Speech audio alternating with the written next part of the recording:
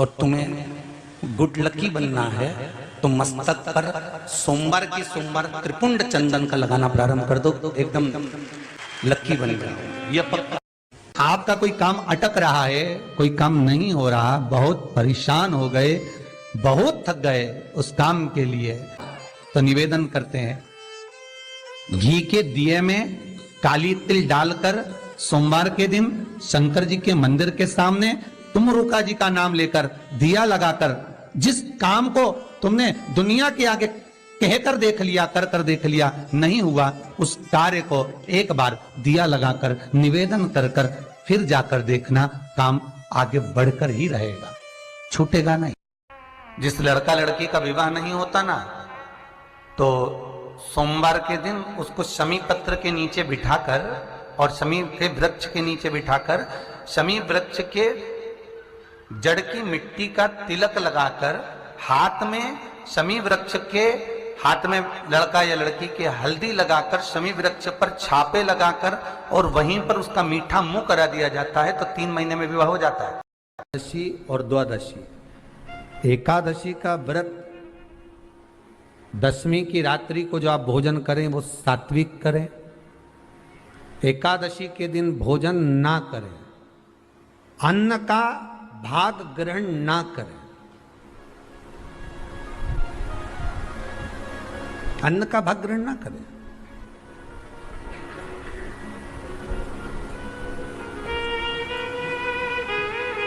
कितना सुंदर कहा है महाराज जी। यदि आपके यहां पर गौ माता है, आपके घर में अगर गौ माता विराज रही है, आपके घर में अगर गौ माता है, गाय की अगर आप सेवा कर रहे हैं, अच्छा कितना सुंदर लिखा है धेनु मानस में, गीता प्रेस गोरखपुर की गौ अंक को निकालकर पढ़िए कल्याण का, उसमें लिखा है ब्रह्म मुहूर्त में सुबह के समय पर गाय की पूंछ को पकड़कर या गाय की रस्सी को पकड़कर जो 2 कदम भी चल लेता है, उसके लिए भगवान विष्णु बैकुंठ का मार्ग और कुबेर का मार्ग प्रशस्त कर खोल देता। जरा पढ़िए धेनु मानस को पढ़िए, गौ अंक पढ़िए, गीता प्रेस गोरखपुर का कल्याण का अंक निकाल कर पढ़िए कि गाय का मात्र रस्सी पकड़कर 2 कदम चलने वाले के लिए मार्ग प्रशस्त हो जाता है। एकादशी के दिन अगर आपका व्रत है तो आप भूलवश भी डब्बे में रखी हुई रोटी गाय को ना देते हुए कुछ थोड़ा सा फल, फलहार, कोई केला, कोई सेब, जो आप खाते हो, अंगूर, पपीता, जो आप ग्रहण कर रहे हो, उसका थोड़ा सा भाग आप गाय को प्रदान करो, आप गाय को दीजिए।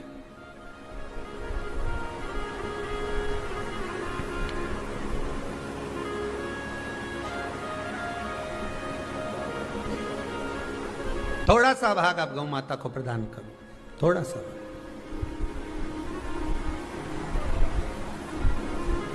सारे व्रतों में केवल एक व्रत ऐसा होता है एकादशी का, जिसका उद्यापन पहली एकादशी पर भी कर सकते हो। सारे उद्यापन में केवल एक उद्यापन ऐसा होता है, सारे व्रतों में एक व्रत का उद्यापन ऐसा होता है, वो है एकादशी का।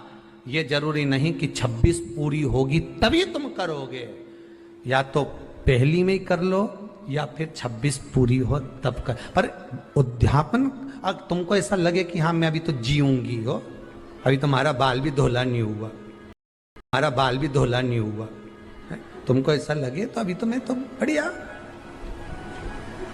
तो फिर भले मत करो। पर एकादशी का नियम कह रहा है, एकादशी का यहाँ 18 नियम में से एक नियम कह रहा है कि एकादशी का उद्यापन पहली एकादशी पर भी हो सकता है, पहली पर भी कर सकते, फिर तुम्हारा मन पड़े तब। क्यों? तो पहली पर करने से क्या फल मिलेगा? तो एकादशी की नियमावली कहती है, अगर मान लो आपने पहली एकादशी पर भी उद्यापन कर लिया, इसके बाद में जितनी एकादशी करोगे वो सारी तुम्हारे खाते में जुड़ती जाएगी। मतलब बैंक में खाता खोल लो, ठीक है, खाता खोल लिया, अब जितना कमाता जाओगा उसमें डालते जाओ, जितनी कमाई करके लाओगे उसमें जमा करते जाओ। एकादशी एक बार उद्यापन पहले में भी हो गया तो बाकी का पुण्य तुम्हारे खाते में आ जाए। Hi, baby. मस्ती टाइम। एकादशी के दिन बन सके एक बेलपत्र, उस बेलपत्र के मध्य भाग में बीच वाली पत्ती पर लाल चंदन और दोनों पत्तियों पर पीला चंदन, नीचे वाली दोनों पत्तियों पर पीला चंदन, बीच वाली पत्ती पर लाल चंदन और दोनों पत्तियों पर पीला चंदन। और इसी बेलपत्र के साथ में जो लाल चंदन वाला जो पत्ती है उस पर एक श्वेत पुष्प, सफेद फूल रखकर आप अपनी कामना कर कर, जब आपको जल चढ़ाते चढ़ाते 3 महीना, 4 महीना, 5 महीना, 6 महीना आपके हो जाए और बाबा देव अधिदेव महादेव को जल चढ़ाते चढ़ाते समय बीत जाए, तब बाबा से अपने दिल की बात कहने के लिए लाल चंदन, सफेद पुष्प, पीला चंदन दोनों पत्तियों पर अपने हाथ में लेकर कामना कर कर अशोक सुंदरी वाली जगह पर जब हम उसको समर्पित कर, अशोक सुंदरी वाली जगह पर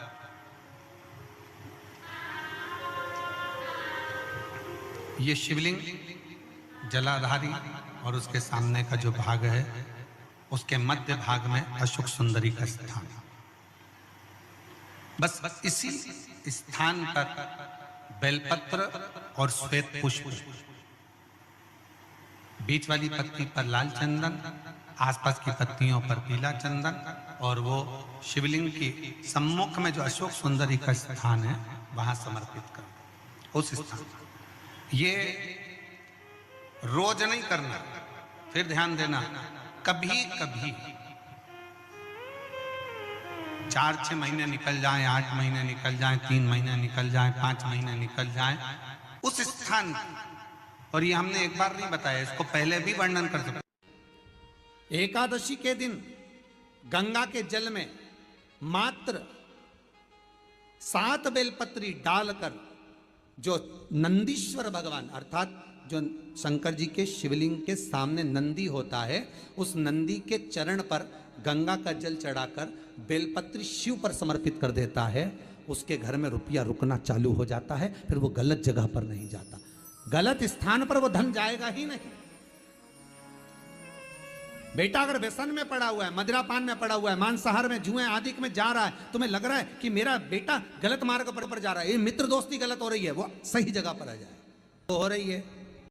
गंगा के जल में डालकर सोमवार के दिन शंकर को चढ़ा देने पर महाराज जीवन का ऐसा कोई कार्य नहीं होता जो 17 दिसंबर को दोष है, हर की प्रदोष पड़ती है तो शिव, कोई कार्य अटक रहा है, तकलीफ आ रही है, दुख है, लक्ष्मी नहीं आ रही, परेशान हो तो एकादशी है। 108 बेलपत्र की जो बेलपत्र होते हैं उसकी, इसको छेद तो करते नहीं है सुई से, बेलपत्र की डंडी को बांधते जाओ 108 बेलपत्र की माला बना लो और माला बनाकर भगवान शंकर के गले में शंकर के शिवलिंग को जो चढ़ा देता है उसकी मनोकामना भगवान शंकर पूरी कर देते हैं। शास्त्र ये नहीं कहता कि भगवान को चावल नहीं चढ़ाना चाहिए, यहाँ शास्त्र कहता है आप शिव जी को चाहे एकादशी हो, चाहे द्वादशी हो, चाहे प्रदोष हो, चाहे पूर्णिमा हो, चाहे अमावस्या हो, चावल का दाना आप भगवान शिव को समर्पित कर सकते हो और ज्यादा नहीं। शंकर कभी ये नहीं कहते कि मुझे बहुत सारा चढ़ा, शंकर जी की कथा कहती है कितना, मात्र 1 चावल। एकादशी के दिन गंगा के जल में मात्र 7 बेलपत्री डालकर जो नंदीश्वर भगवान अर्थात जो शंकर जी के शिवलिंग के सामने नंदी होता है, उस नंदी के चरण पर गंगा का जल चढ़ाकर बेलपत्री शिव पर समर्पित कर देता है, उसके घर में रुपया रुकना चालू हो जाता है। तो अगर गौ माता का 1 बूंद दूध भी चढ़ जाए तो शंकर प्रकट हो जाते हैं और प्रसन्न होकर वर देते। किसी भी मंदिर में मंदिर ना हो तो अपने घर के मंदिर में शाम के समय पर उस तुलसी की लकड़ी का दिया भरकर उसमें घी डालकर जो दीप प्रकट कर देता है, जला देता है, दीप को प्रज्वलित कर देता है, उसके घर में कभी संपदा की कमी नहीं होती। विजयदशमी पे हमारे यहाँ शमी के पत्र की बड़ी शिव महापुराण की कथा तो यहां तक कहती है कि अगर आप सोमवार का व्रत करते हो, संकट सोमवार का व्रत करते हो, 16 सोमवार का व्रत करते हो, और आप सोमवार के दिन अगर बेलपत्री के वृक्ष से बेलपत्र तोड़ रहे हो तो उसका भी दोष है महाराज। शिव महाराज लक्ष्मी नहीं टिकती, जिसकी संपदा नहीं बढ़ती, जिसका व्यापार नहीं चलता, जिसके सर्विस नौकरी सही नहीं हो रही, उसको सोमवार के दिन अगर बेलपत्री के पेड़ के नीचे जो दिया लगाता है उसके घर में कभी संपदा की कमी नहीं आती साहब।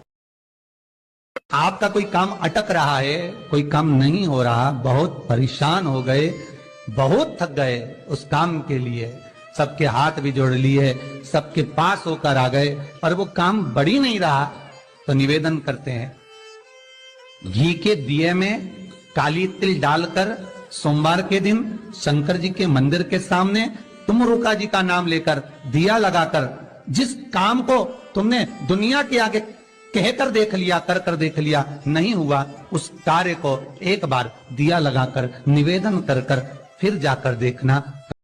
सबके काम हो रहे हैं, मेरा क्यों नहीं हो रहा? तो विश्वास रखकर 5 सोमवार, 6 सोमवार, 7 सोमवार इसको कर देखिएगा।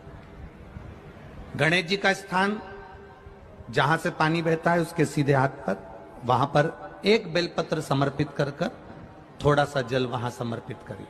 षडानंद कार्तिकेय का स्थान एक बेलपत्र समर्पित कर थोड़ा सा जल वहां समर्पित करिए।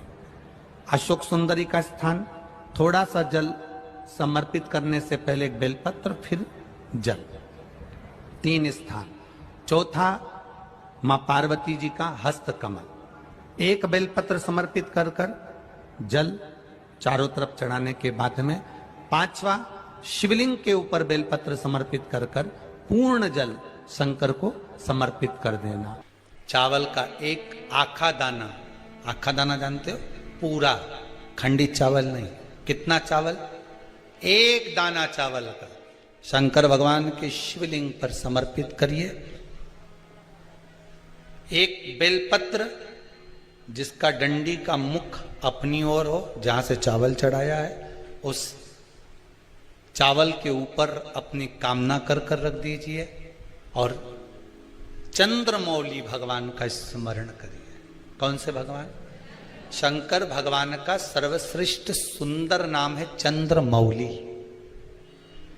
चंद्रमौली भगवान का स्मरण करिए, अपनी कामना कर बेलपत्र समर्पित कर शिव जी पर एक लोटा पानी, एक जल पात्र समर्पित करो, कलश से जल चढ़ा दीजिए, नैनों में वो जल लगाकर अपनी कामना कर वापिस घर को आइए।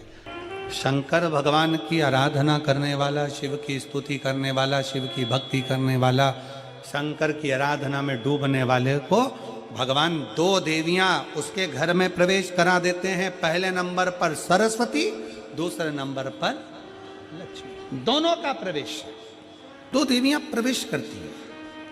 आप शंकर के मंदिर जाते हैं, शिव की आराधना करते हैं, शंकर की स्तुति करते हैं, शंकर का गुणगान करते हैं, शंकर के भजन में डूबते हैं, 2 देवियां आपके घर में प्रवेश करना प्रारंभ कर देती है। लक्ष्मी भी आती है, सरस्वती भी आती है, विवेक भी बढ़ता, लक्ष्मी का आगमन भी होता। एक देवी का फूल होता है, शायद मुझे उम्मीद है कि आप सब जानते होंगे। एक देवी का फूल होता है जिसको जायसोन या गूलर का फूल भी कहते हैं, घंटी वाला फूल भी कहते हैं, लाल कलर का होता है। गूलर का फूल, जायसोन का फूल लाल कलर का होता है, जिसमें घंटी निकली रहती है एक छोटी सी, उसमें पीले पीले पीले पीले दाने रहते। मान लो कोई बेटा बेटी, कोई लड़का लड़कियां, कोई बेटा बेटी, नवयुवक बच्चे या बहुएं या कोई अन्य व्यक्ति भी कोई कार्य चालू कर रहा है। मान लो कोई कार्य आप चालू कर रहे हैं, एजुकेशन के लिए बढ़ रहे हैं, या आपने कोई लक्ष्य बनाया है कि मुझे इस कंपटीशन एग्जाम में बैठना है, इस कंपटीशन एग्जाम में बैठना है और मेरा इसमें पास होना जरूरी है, और मैं जो चीज पढ़ती हूं ना मैं भूल जाती हूं, मैं अध्ययन करता हूं और भूल जाता हूं। कई माताएं भी ऐसी हैं, 40, 45, 50 साल, 60 साल की हो गई, 60, 70 साल की हो रही हैं, कई बार कह देती हैं मेरी याददाश्त ठीक नहीं है, मैं कोई सामान रखती हूँ भूल जाती हूँ, मेरी याददाश्त में नहीं रहती। कोई भाई भाई लोग कह देते हैं मेरी याददाश्त में नहीं रहता, भूल जाता हूँ। कोई कहकर गया मुझसे बात कर लेना और मैं भूल गया कि मेरे को उससे बात करना था। कई बार मुझे मनी मंजिल तक पहुंचना है। तो शिव महापुराण की कथा कहती है आप अपने परिश्रम को 4 गुना बढ़ाओ, मेहनत 4 गुना करो, पढ़ाई 4 गुना करो, अध्ययन 4 गुना करो, दिन रात एक कर दो। और साथ में जो अशोक सुंदरी की जगह है, ये शिवलिंग समझ लेना जरा, ये जलाधारी पार्वती जी का हस्त कमल, ये शिवलिंग, ये जलाधारी, और यहाँ से जल बहता है। राइट में गणेश जी, लेफ्ट में कार्तिकेय जी, और बीच में जम के बोलो जरा अशोक सुंदरी। ये बीच की जगह जो घंटी वाला फूल होता है, जिसको आप लोग जायसन बोलें कि आपके क्षेत्र में गुलर बोलें, देवी जी को चढ़ता है। देवी जी का अति प्रिय पुष्प है, माता रानी का वो लाल पुष्प अति प्रिय। उसी पुष्प को ये बेलपत्र की जो डंडी होती है, बेलपत्र की जो डंडी का भाग होता है, उस घंटी का भाग उसी डंडी की ओर होना चाहिए। जैसे फूल की जो अंदर की घंटी जो निकली हुई है, उसका भाग ऐसा डंडी की ओर होना चाहिए। मतलब आपको बेलपत्री पर ये फूल को इस तरह से रखना पड़ेगा। मतलब उसका जो घंटी का भाग है, हाँ लाइए फूल लाओ, जेरा फूल, फूल मिल गया वो।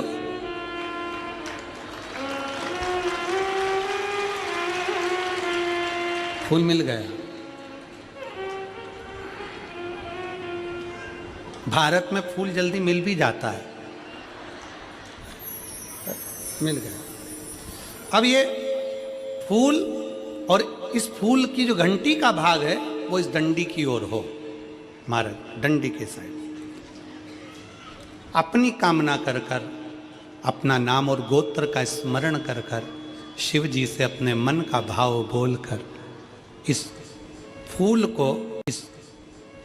को और इस बेलपत्र को 12 महीने शिवरात्रि पड़ती है। किसी भी शिवरात्रि पर अशोक सुंदरी वाली जगह पर, शंकर के शिवलिंग की ओर जो अशोक सुंदरी की जगह है, वहाँ पर डंडी और घंटी का मुख शिवलिंग की ओर होते हुए उस बेलपत्र को समर्पित करो। कब करना है? पहले 1 लोटा जल समर्पित कर कर, फिर ये बेलपत्र अपनी कामना कर कर, बाबा से विनय कर कर, बाबा मेरा ये कंपटीशन एग्ज़ाम है, मैं पढ़ूंगी, 4 गुना मेहनत करो, अध्ययन करो, अच्छी पढ़ाई करो, दिल से पढ़ो, रात दिन एक कर दो, और 1 घंटी का पुष्प, 1 बेलपत्र, जब तक तुम्हारा एग्जाम ना आए, 4 महीना, 5 महीना, 3 महीना, प्रत्येक करो। आप अपने लक्ष्य तक पहुंचोगे ही, कोई रोक नहीं सकता आपको। आप अपने लक्ष्य तक, अपनी मंजिल तक पहुंच ही जाओगे। बोल बम का नारा है। पहला नियम एकादशी व्रत का सबसे पहला नियम है कि आप जिस दिन व्रत करो उसके 1 दिन पहले भक्ति का संचार इस हृदय में कर लो।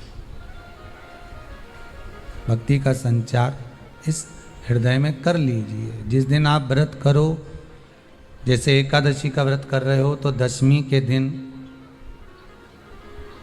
शाम का समय जब आवे, रात्रि जब होने लगे, शाम का समय आवे, और रात्रि का आप जब भोजन ग्रहण करो, तो उस भोजन में कोई ऐसा पदार्थ ग्रहण मत करिए जिस पदार्थ के कारण आपकी एकादशी बिगड़ जाए।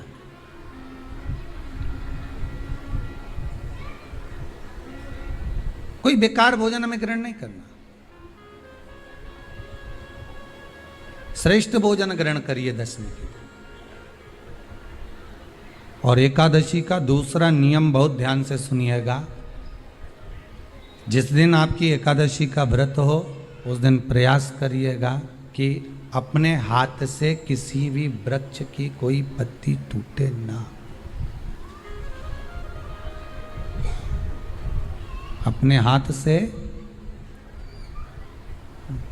किसी भी वृक्ष की, पौधे की, किसी भी वृक्ष की पत्ती अपने हाथ से ना टूटे। बहुत ध्यान दीजिएगा महाराज। एकादशी का ये दूसरा नियम है कि अपने हाथ से किसी पौधे की, किसी वृक्ष की, किसी डाली की कोई पत्ती टूटे ना, कोई पत्ती ना टूटे, इसका प्रयास करिएगा।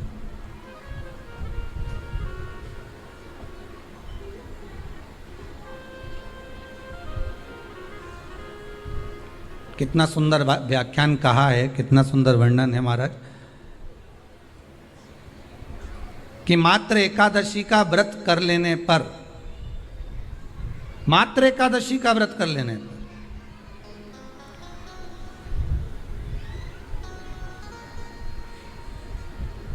जो पूर्व में किया गया हमारा पाप कर्म है, हमने किसी जीव की हत्या करी है, हमने किसी को कष्ट प्रदान करा है, हमने किसी को अपशब्द कहा है, हमने किसी को ताने दिए, हमने किसी को आड़ा टेढ़ा कहा है, हमने किसी को गालियां दे दी है, मात्र एकादशी का व्रत ही कर लेने पर ये सारे जो दोष हैं वो समाप्त हो जाते हैं।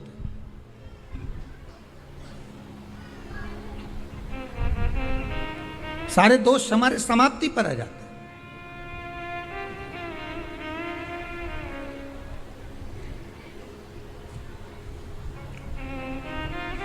अब एक विचार करिएगा थोड़ा सा अपने मन में, अपने चित्त में, अपनी वृत्ति में एक बात उतारिएगा, एक अपने मन में एक बात को उतार कर रखिएगा कि आप अपने पाप को, अपने पाप कर्म को जिस दिन छिन्न करने वाले हो, समाप्त करने वाले हो, अपने पाप को आप जिस दिन समाप्ति पर लेकर जा रहे हो, तो उसके एक दिन पहले आपको प्रसन्नता होना चाहिए कि नहीं होना चाहिए कि कल मेरा पाप कटने वाला है, कल मेरा पाप समाप्त होने वाला है, जो मैंने पाप कर्म करा है वो समाप्त होगा, जो मैंने पाप कर्म करा है वो कल समाप्त हो जाएगा। तो एक दिन पहले आपके चेहरे पर प्रसन्नता हो कि ना हो?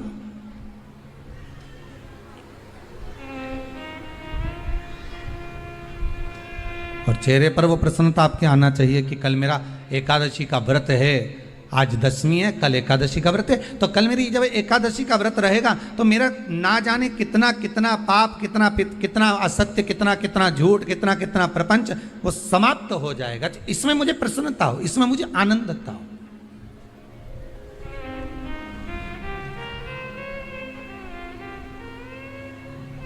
तो क्या कहा गया कि प्रयास करिएगा कि एकादशी के दिन कोई वृक्ष की, कोई डाली की, कोई कोपल की कोई पत्ती ना तोड़ी जाए। क्यों? तो कहा अगर उस पत्ती को हम तोड़ देते हैं, वृक्ष की पत्ती को या क्यारे में लगी हुई कोई डाली की पत्ती को हम तोड़ देते हैं तो एकादशी का पुण्य फल प्राप्त नहीं होता, एकादशी का कोई फल हमारे खाते में नहीं जाता, पुण्य फल प्राप्त। अब फिर भले तुम चाहे तुमने मोरदन खाया हो, चाहे तुमने फिर चिप्स खाई हो, चाहे तुमने फिर व्रत का कितना ही सामान खा गए हो और तुमने सोचा कि आज मेरी एकादशी है, तो फिर उसका कोई फल प्राप्त नहीं है, उसका कोई सुख प्राप्त नहीं है आपको, फिर उसका कोई आनंद प्राप्त नहीं है आपको, फिर उसमें कोई आनंद की अनुभूति आपको नहीं मिल रही।